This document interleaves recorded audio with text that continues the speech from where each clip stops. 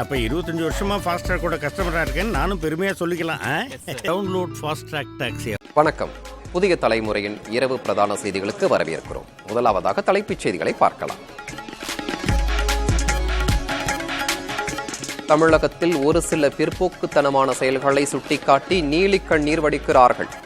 அம்பேத்கர் பிறந்தநாள் விழாவில் முதல்வர் மு.க. ஸ்டாலின் விமர்சனம்.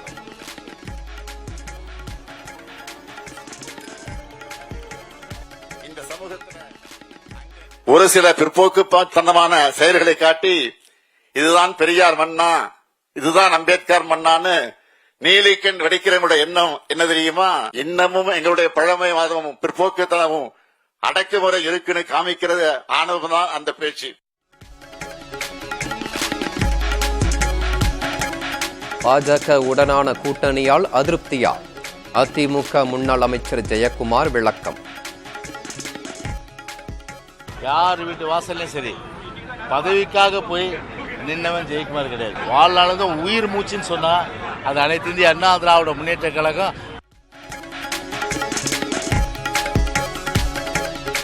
கூட்டணிக்காக அதிமுகவை மிரட்டவில்லை என தமிழக பாஜக தலைவர் நயினார் நாகேந்திரன் புதிய தலைமுறைக்கு பேட்டி. தேசிய ஜனநாயக கூட்டணியில் OPS, டிடிவி தினகரன் தொடர்வதாகவும் விளக்கம். திரு OPS அவர்களும் திரு டிடிவி தினகரன் அவர்களும் ஏற்கனவே என்டிஏல இருக்கிறாங்க. இப்பொழுது என்டிஏவில் அதிமுகவினுடைய பொதுச் செயலாளர் மதிப்புக்குரிய அண்ணன் EPS அவர்கள்,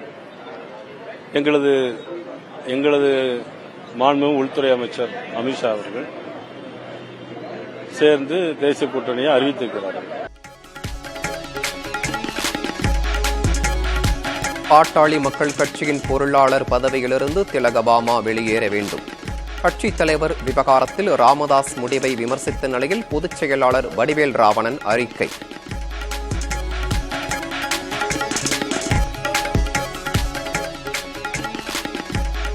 தமிழ் புத்தாண்டு மற்றும் சித்திரை திருநாள் கொண்டாட்டம்.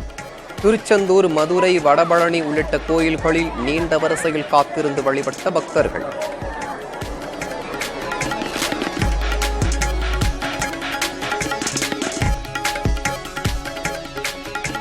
தனது சொந்த பலனுக்காக வக்ஃபு சட்டத்தை காங்கிரஸ் மாற்றி வைத்திருந்ததாக பிரதமர் மோடி குற்றச்சாட்டு. வக்ஃபு சட்டத்தால் பழங்குடியினர் மற்றும் பட்டியலின மக்களின் நிலங்கள் பாதுகாக்கப்படும் எனவும் உறுதி.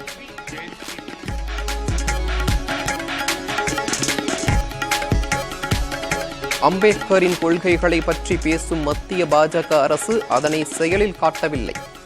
காங்கிரஸ் கட்சியின் தேசிய தலைவர் மல்லிகார்ஜுன கார்கே விமர்சனம்.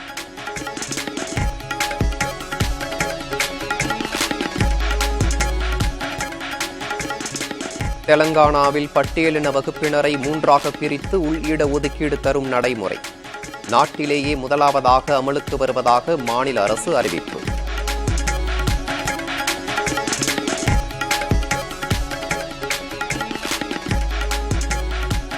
வங்கிக் கடன் மோசடி வழக்கில் குற்றம் சாட்டப்பட்ட வைர வியாபாரி மெகுல் சோக்சி பெல்ஜியம் நாட்டில் கைது. விரைவில் இந்தியா அழைத்து வந்து விசாரிக்க திட்டம். அப்ப 25 வருஷமா ஃபாஸ்ட்ராக் கூட கஸ்டமரா இருக்கேன்னு நானும் பெருமையா சொல்லிக்கலாம். Download Fastrack taxi.